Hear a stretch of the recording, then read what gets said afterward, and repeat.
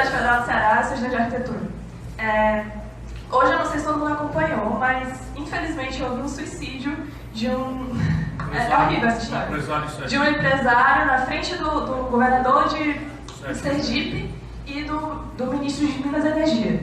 Semana passada nós tivemos um avião com quilos e quilos de cocaína e a gente também está tendo a investigação do Green Water pela Polícia Federal. E eu queria muito dividir essa aflição que eu tenho com você e com o restante da plateia. Eu queria de você saber um pouco sobre o papel da mídia atualmente divulgando e disseminando esse tipo de apatia na sociedade brasileira. Obrigado, Denise. Eu entendo a aflição, mas a gente tem que transformar. Eu estou brincando aí nas palestras que eu faço por aí fora, dizendo que eu todo dia acordo muito zangado com as notícias que eu li de noite. Aí acordo revoltado. E aí, em seguida, eu tomo café e a revolta vira depressão. Será que essa merda tem jeito? E tal, eu fico perguntando. Aí eu tomo banho e aí essa depressão vira esperança. Aí eu saio, eu vou fazer palestra, vou espernear, vou brigar por aí.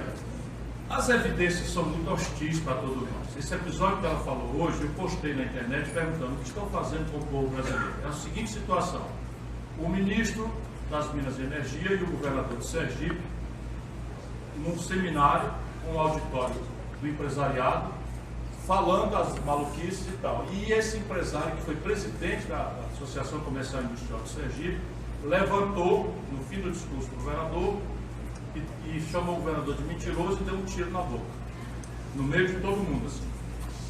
Aí a imprensa levanta. Esse camarada era um empresário gaúcho, que estava há mais de 30 anos em Sergipe, e ele produzia cerâmica. E essa cerâmica é feita cozinhando barro, né? Falando aqui como leigo, e a energia que ele usava era de gás. E o gás que ele usava aumentou no governo Bolsonaro 4 vezes o preço. E é fornecido pelo governo de Sergipe, pela companhia de Sergipe. E o camarada quebrou.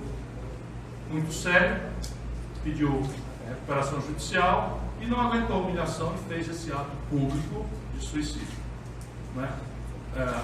O negócio do avião, eu até não me meti muito no assunto, porque isso é só prova da absoluta incapacidade em que nós estamos sendo governados.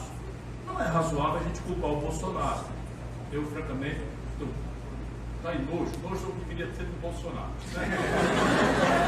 Eu tenho horror ao que ele representa, as maluquices que ele faz. Sabe, de vez em quando eu fico muito zangado. A entrega da Embraer foi uma canalice. Sabe, estão espartejando a Petrobras. Isso tudo mata o futuro de vocês. Então eu fico muito indignado. Mas isso não me tira o equilíbrio para achar que o Bolsonaro é culpado de que alguém, no avião auxiliar, né, traiu o uniforme da Força Aérea e transportou 39 quilos de pasta básica de cocaína, que vale 6 milhões e 800 mil reais. Então eu não posso inculpar pessoalmente o Bolsonaro, mas isso é responsabilidade do governo brasileiro. E não foi demitido ninguém. Sabe, nem o comandante do GTE, que é o Grupo de Transporte Especial, porque aquilo podia ser uma bomba. Uma mala com cocaína, por que não era uma bomba? Só porque Deus não foi servido. E o camarada ia voltar com o presidente da República, podia explodir uma bomba e matar o presidente da República. Ninguém foi demitido. E essa anta, que é o general, lembra? Né? Essa anta que está aí, essa múmia paralítica que está aí, porque eu tinha muito respeito por ele, mas agora eu perdi. Disse que foi azar. Ele teve coragem, ele é que é o responsável. Ele disse que foi azar. Então, tudo bem, não foi culpa do Bolsonaro, mas não demitir ninguém. Aí do outro lado, né, a turma dele parece que pirou de vez. Pirou de vez, porque assim, ainda que o Bolsonaro não seja culpado, sabe o que eles estão dizendo? Que o sargento já andava com a Dilma. E que agora, com o Bolsonaro, foi preso. Como se o Bolsonaro tivesse prendido o cara. E prendeu com a polícia da Espanha. E isso nos traz a sua outra pergunta, que é a mais grave, que frequenta aquilo que eu tentei falar.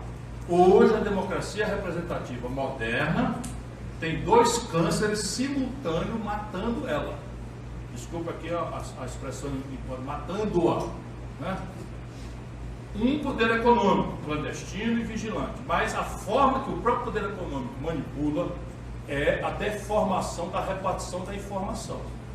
E no Brasil essa tragédia está muito grave, porque encontra uma sociedade, eu não disse a vocês, mas eu vou dizer, a tradição brasileira não é democrática. A tradição brasileira é o autoritarismo. A história do Brasil é uma história de violência política. Nós só temos 3 presidentes da República que terminaram o mandato na história do Brasil. 3. Fernando Henrique, Lula e Juscelino Kubitschek. Só 3 presidentes da história inteira terminaram o mandato democrático, terminaram o mandato. Então é uma história violenta, autoritária, não democrática, a história brasileira. O período mais longo de franquias democráticas foi aquele que vigiu entre a Constituinte de 88 e o golpe que derrubou a Dilma. 25 aninhos. Nós nunca tivemos mais do que 25 anos de vivência democrática. Vivência democrática não é democracia, não. Vivência democrática é a gente poder fazer uma reunião dessa aqui, eu dizer as coisas, chamar um general de múmia paralítica e ir para casa, sem o risco de ser torturado aí fora. Que é múmia paralítica mesmo. E pronto, está dito, e vou dizer também, vou postar, está no Face. Qual é a deformação desse caso brasileiro? Nós temos uma mídia dita nacional que são 5 famílias de uma igreja. 5 famílias. E elas 5 famílias jantam juntas. E elas todas são rentistas. Elas todas têm bilhões jogados na especulação financeira. As 5 famílias. E a igreja. E a Igreja Universal que tem uma TV, uma rede. Então isso é um problema muito grave, o que reforça em nós a necessidade de nos vacinarmos. Eu, por exemplo, não vejo TV comercial há mais de 20 anos. Sabe qual é a falta que me faz?